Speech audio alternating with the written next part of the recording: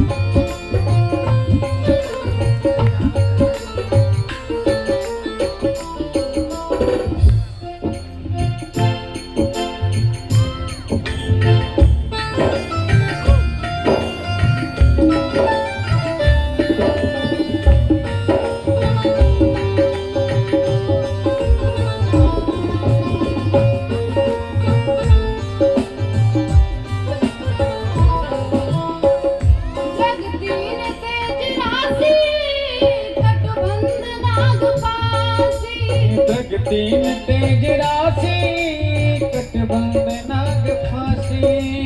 तीन तेज राशि कटबंध तेज राशि। जग तीन तेज राशि कटबंध नाग फांसी।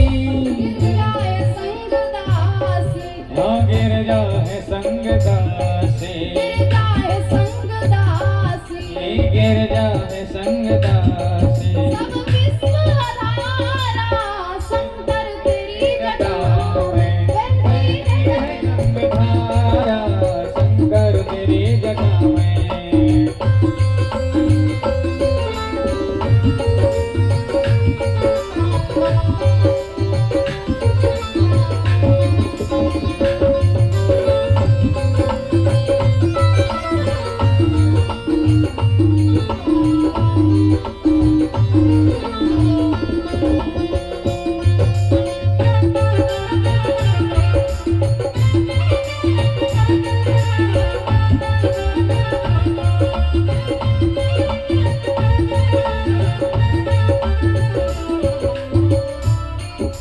शंकर तेरी जटा में शंकर तेरी जटा में बहती है गंगाधारा।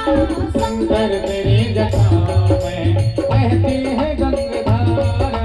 शंकर तेरी जटा में बहती है गंगाधारा। शंकर तेरी जटा में बहती है गंगाधारा। शंकर तेरी जटा में बहती है गंगाधारा।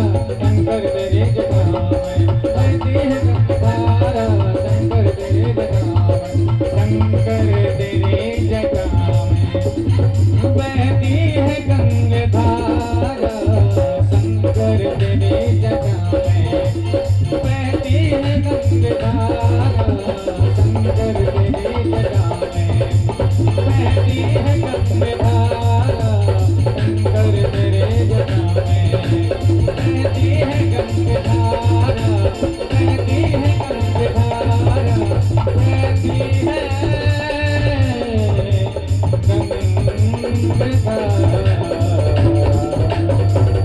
बोल शंकर भगवान की जय।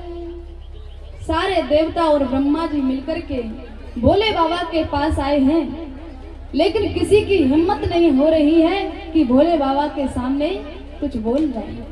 देवता बोले कि ब्रह्मा जी आप थोड़े बड़े बूढ़े हैं, आप ही कुछ बोलिए। तो ब्रह्मा जी बोले प्रभु आप तो अंतर्यामी हैं। भोले बाबा बोले अंतर्यामी छोड़िए, पहले ये बताइए कि किस लिए आए हो।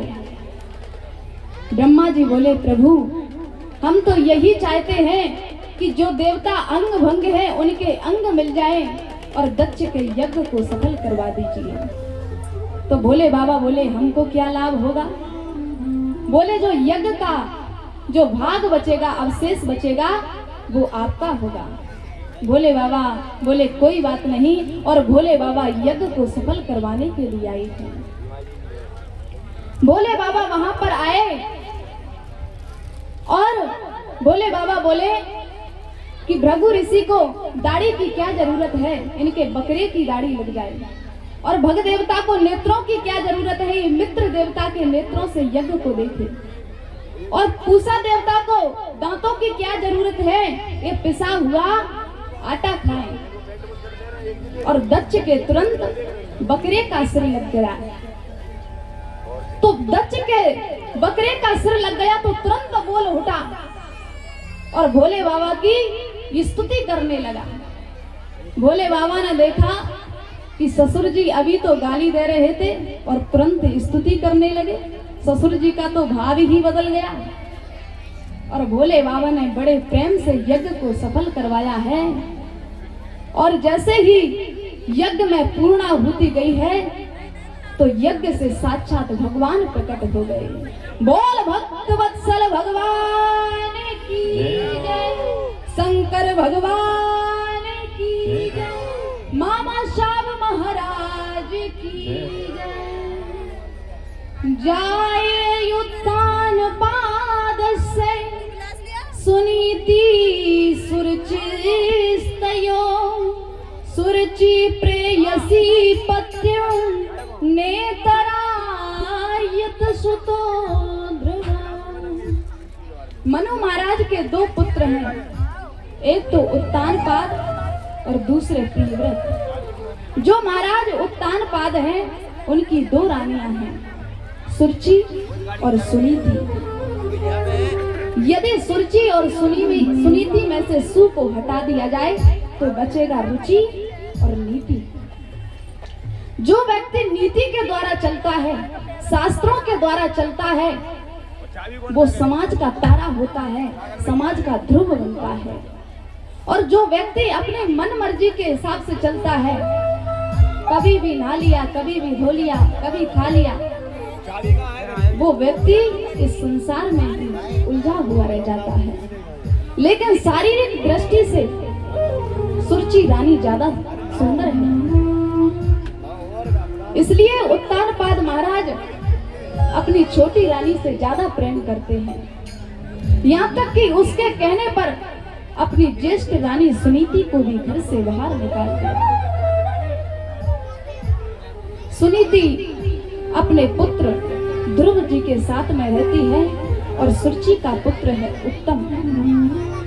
एक दिन महाराज उत्तानपाद अपने पुत्र उत्तम को गोद में बिठा करके उत्तम को खूब लाड़ लड़ा रहे थे।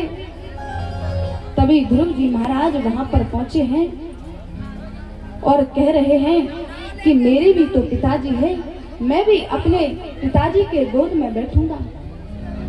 और ध्रुव जी महाराज वहां पर पहुंचे हैं तो जैसे ही गोद में बैठने के लिए हुए तो उसकी सौतेली माता सुरुचि ने ध्रुव जी को फटकार दिया और बोली, अरे बालक, तू इस गोद में बैठने का अधिकारी नहीं है। यदि तू इस गोद में बैठना ही चाहता है तो जाकर के वन में भगवान की तपस्या कर, और जब भगवान प्रसन्न हो जाए तो कहना कि मुझे सुरुचि माता के गर्भ से जन्म दो। ये बात महाराज ध्रुव को बहुत बुरी लगी और रोते हुए अपनी माता सुनीति के पास आते हैं और रो रो करके सारा हाल अपनी माता सुनीति को बता दिया। ध्रुव जी महाराज रो रहे हैं और कह रहे हैं, रोए रोए कहे ध्रुव महाराज, मैया में मोसी ने मारो। रोए रोए